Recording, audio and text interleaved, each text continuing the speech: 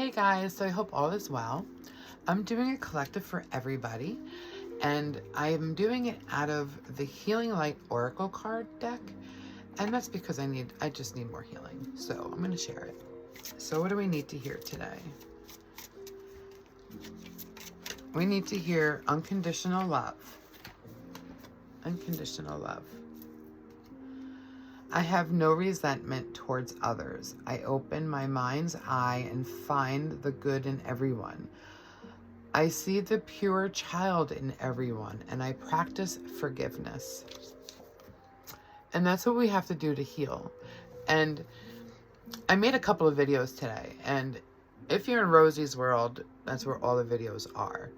But this is what goes along the lines of what I was saying before, is the unconditional love. I don't have any resentments towards anybody. I don't. I open my eyes to see the good in her. I open my eyes to see the good in everyone, and not that I excuse their behavior, I forgive their behavior. Because at some point they needed the attention off of themselves and onto me. And you know what? I can understand a lot more than I ever did when I was a kid. So yeah, I let that go. And there's no more resentment. I see the pure child in everyone, and I practice forgiveness. And that's how I was able to come to the conclusion of forgiving Sybil, right? Now, I keep on talking about Sybil. Sybil's my aunt, okay? And backstory real quick. We all lived in a big Italian family, right? The core four were upstairs. The middle was my nanny, poppy, and my aunt and uncle, which was Uncle, who I call him Uncle, and Sybil, which, you figure it out. But yet, you may think I'm being mean calling her Sybil, whereas my nickname from her would be Conchetta. Conchetta. So, who's being mean here? Anywho, I just wanted to share that I'm not being mean. I'm just stating facts. So, those facts I was stating, I totally forgot. I lost my train of thought because I was trying to, prove a point.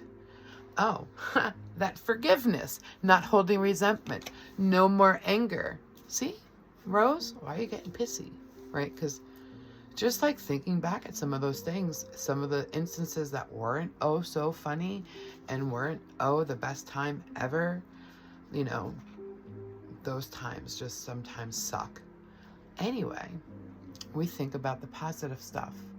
We hang on to the little blessings that are always around us that we have to really sometimes look for, sometimes search for. But I promise you, they're there. The little blessings are there. So, I do see the child in everybody. And as I was saying, see, I got back on the train of thought. So, core four upstairs, nanny, poppy, aunt, uncle in the middle, and downstairs, and never call it a basement, was Nanny T's apartment, my great-grandmother. So yes, I was blessed to have my great-grandmother be such a huge part of my life until I was 20, I would have been 21. She passed away in 1996, in June 14th, 1996. That woman lived the best life, and she is my inspiration. She lived out her entire family. She passed away a year after my grandmother. Like the strength and courage I've seen this woman. She's just amazing. Regardless, she also taught me my famous last words. Pay no attention to those sons of bitches. Who was she talking about? Sybil. She was talking about Sybil because Sybil has this manipulating thing in her, is poor me, no, so I can't. I'm not making fun and I'm not being mean. But, there was always a pull push, and that's why I always, I felt of her as a big sister, because that's what I thought big sisters were. because we all lived in that one big house. I had to see where that little girl was coming from. Why did that little girl hate me? Why? Because in 1975, there were 3 babies in the family born that year. I just so happened to be the baby that was actually living in the grandparents' house, who